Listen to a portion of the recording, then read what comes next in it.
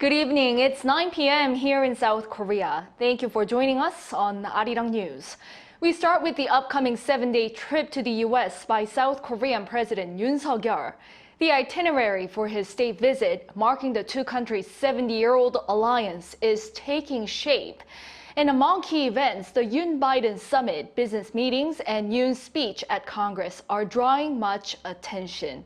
Our Kim Do-yeon leads our coverage tonight. President Yoon Suk Yeol jets off to Washington, D.C. next Monday for a state visit hosted by U.S. President Joe Biden.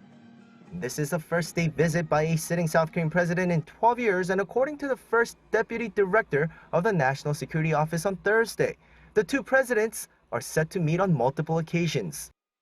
President Yoon and President Biden will spend a long time together through multiple events, including the White House's official welcoming ceremony, the summit, and state dinner, and will congratulate each other for the success of the bilateral alliance of 70 years and exchange views of its future advancement. Yoon's schedule so far shows that the summit will not be the first time the two meet, as Biden has invited Yoon for a reception on Tuesday evening, the day before Wednesday's summit. On Thursday, Yoon will address Congress on liberal democracy and share his blueprint for the future of the bilateral alliance.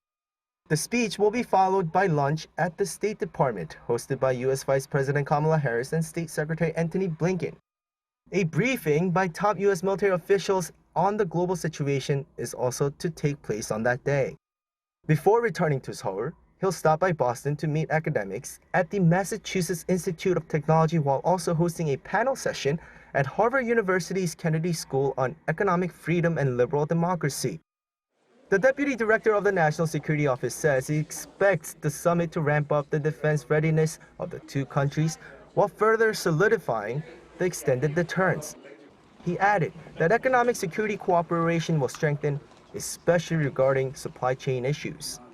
And lastly, the summit will set the basis for stronger support of exchanges among future generations from the two countries. These are a few expected results from the summit, but the most important aspect is the reaffirming that the bilateral alliance's history and the present are based on the shared values of the two countries. This will be the sixth time President Yoon meets President Biden since taking office last May, and it comes while there are a number of significant issues. Security issues regarding North Korea's increased missile provocations and the prolonged war in Ukraine. Economic issues regarding the U.S. Inflation Reduction Act and CHIPS and Science Act. While different results will come from the two leaders' talks, the most significant, according to an official at the presidential office, will be decided by the people. Kim Do-yeon, Arirang News.